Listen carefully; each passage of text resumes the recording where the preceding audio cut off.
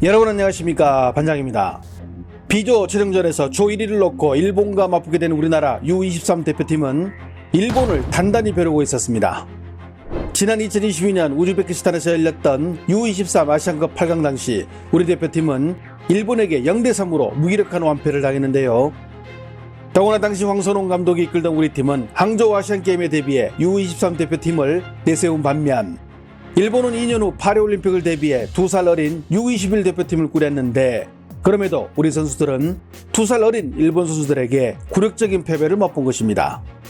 물론 이후 항저우 아시안게임 결승에서 다시 만나 서로에 성공했지만 와일드카드 포함 최정예를 소집한 우리와 달리 일본은 와일드카드 없이 여전히 어린 선수들로 꾸린 전력이기에 이번 예선 마지막 경기에서 반드시 일본에 이겨 2년 전 당한 패배를 같은 대회에서 고스란히 소록하겠다는 복수의 칼을 갈고 있었고 마침내 어제 경기에서 1대0으로 승리함으로써 복수에 성공하게 되었습니다. 뿐만 아닙니다. 우리가 일본에 져서 조 2위로 8강에 오르면 홈팀인 A조 1위 카타르를 만나게 되는데요. 카타르는 한국과 일본 모두 피하고 싶은 상대인데 이유는 실력도 실력이지만 홈 어드밴티지 이점을 너무 과하게 받고 있다는, 쉽게 말해 대놓고 심판들이 카타르를 밀어줘 판정 이득을 얻고 있는 팀이기 때문입니다.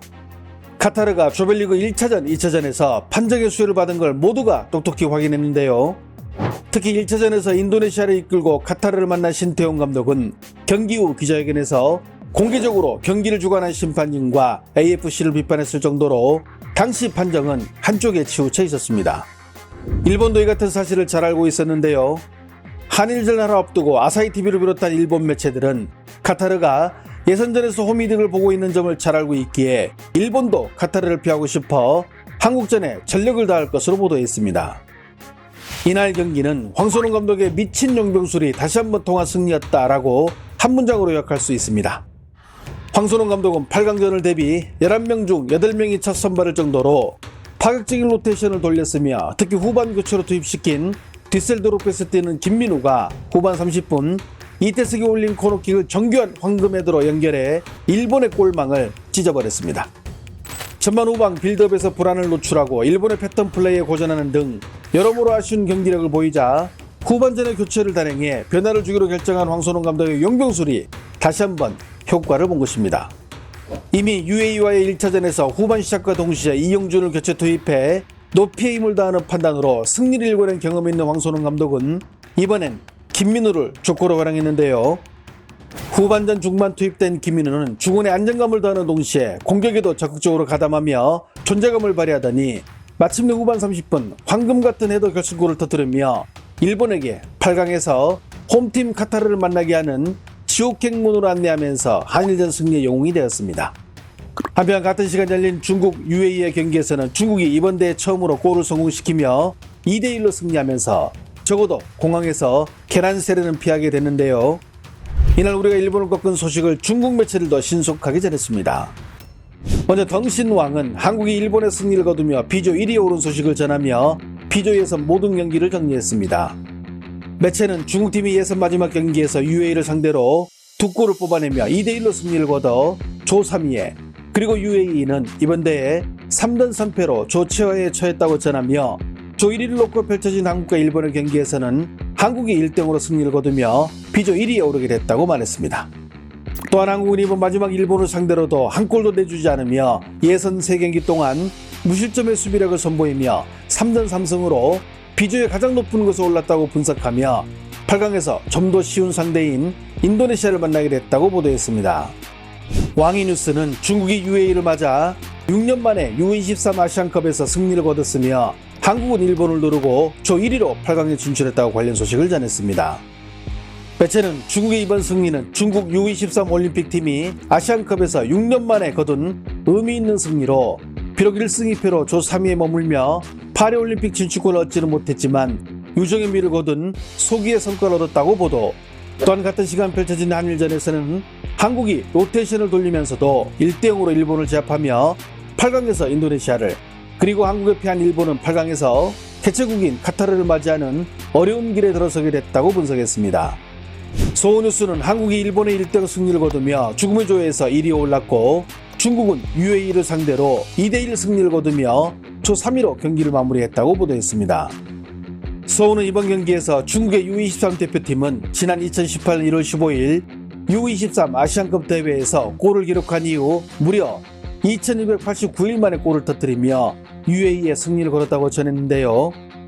이미 조 1위가 확정된 상황이었지만 중국과 UAE 모두 마지막 경기에서 1승을 챙기기 위해 서로 전력을 다했으며 그나마 중국팀이 승리를 거둬 이번 경기 첫 승을 신고하며 예선전을 마무리했다고 자국팀의 경기를 분석했습니다. 또한 한국팀은 이번 일본전 승리로 일본에게 확실히 복수에 성공했다고 보도했는데요.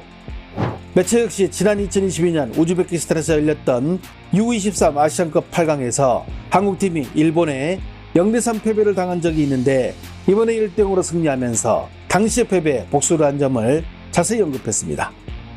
오늘의 헤드라인 뉴스는 중국이 UAE의 2대1 승리를 거두며 중국 축구의 6연패 사슬을 끊었으며 한국은 일본의 1대0 승리를 거두며 조 1위에 올랐다고 경기 내용을 전했습니다. 매체는 전반전은 일본이 좌우에서 스피드를 이용해 한국을 흔들었고 한국은 탄탄한 수비로 막아냈다면 후반전은 일본이 초반에 공세를 강화했지만 한국이 선수 교체 이후 템포를 끌어올리며 역습을 전개 결국 등번호 19번 김문희의 헤더가 터지며 한국이 승리를 거뒀다고 경기 내용을 정리했습니다. 해당 소식을 접한 중국 네티즌들은 어떤 반응을 보일까요?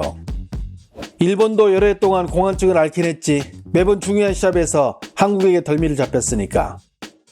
한국팀이 한 성질하고 깡다구가 있지 상대가 날 때리면 그 상대를 아주 죽여놓으니까. 일본이 한국에게 졌네. 그럼 중국이 일본에 비기기만 했어도 8강 가는 건데. 한국 1대0으로 일본 잡고 8강에서 인도네시아 만나면서 일본에게는 8강에서 카타르 만나는 지옥문 열어줌. 일본팀이 졌다니 참 좋네요. 일본은 한국처럼 저렇게 고공에서 융단 폭격으로 잡아야 함.